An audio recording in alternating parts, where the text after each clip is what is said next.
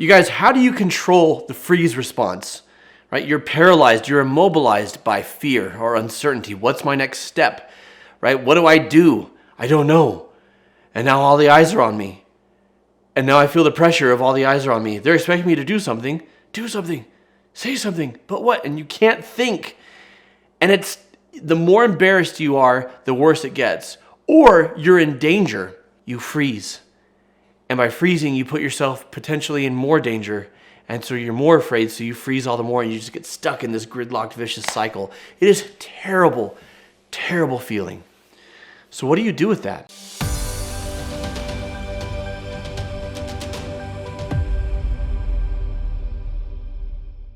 The first thing is to be mindful of the effect that stress and fear are having on you.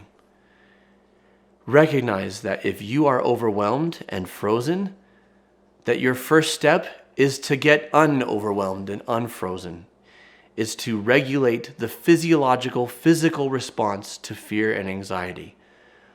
Start with slow, deep breathing.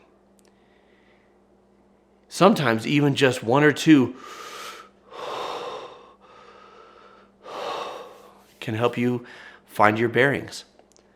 I've seen people on the public stage, on live television, before the world, get paralyzed with the cameras on them, deer in the headlights. They take 2 or 3 deep breaths and then they proceed. It's amazing how powerful that is. 1, because it increases blood flow and oxygen to the brain, so it helps you to think more clearly. 2, it slows down the heart rate so you calm down. And 3, just by taking a few slow, deep breaths, you are already taking action. And by already taking action, you start the momentum to take more action. So start with that. The next thing you can try is grounding exercises or using all 5 senses to stay focused on the current environment and to stay focused on the present. I once knew somebody who was a war veteran who had intense PTSD from the terrible things that he had experienced overseas. What he learned to do when he had a freeze response, when something triggered a painful, terrifying memory, when he wasn't sure what to say or what to do, was to orient himself to where and when he was. So with his hands or with his feet, he touched the carpet and reminded himself that he wasn't in Afghanistan anymore because he had this nice carpet. Look at that television. I didn't have a flat screen when I was in Afghanistan. I'm safe. Why am I safe? Well, I listen. I can hear the hum of my air conditioning.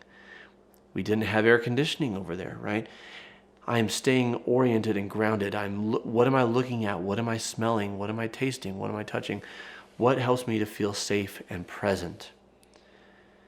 Very often, when we freeze, it's because we're overstimulated. We have too much stimuli coming into our brain and we're trying to process it all.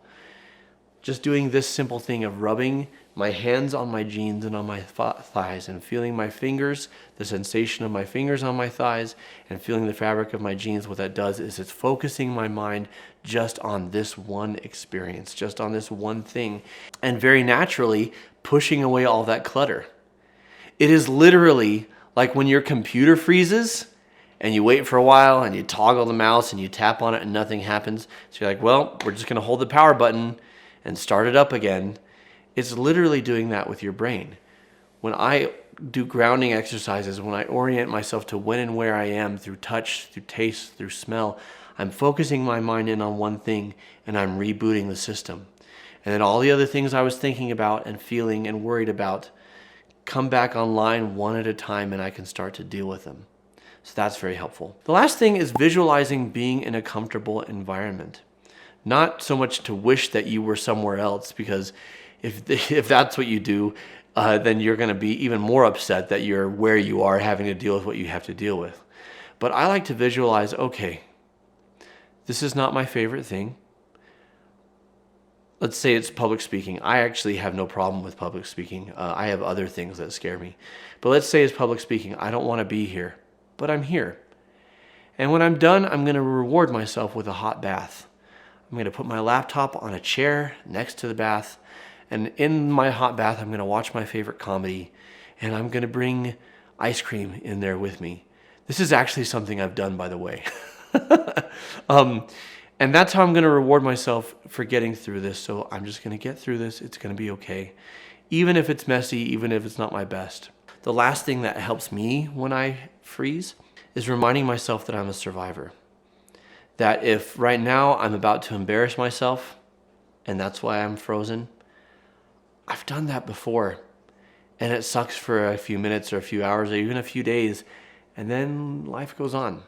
Or if I'm in a dangerous situation, I've been in dangerous situations before, I've survived those. So I'm going to make it through this one, and it's going to be okay. All right, these are the types of things to think when you freeze. But in order to think them, first you have to reset the brain, right? So do some slow, deep breaths, do some grounding exercises, remind yourself of your survival rate or the things that you've overcome. Remind yourself of where you can be and what you can reward yourself with when this is over. And you're going to make it just fine. Thank you for joining me as we learn more about our emotions, how to work through them, and arrive at a place of peace. I'll see you next time.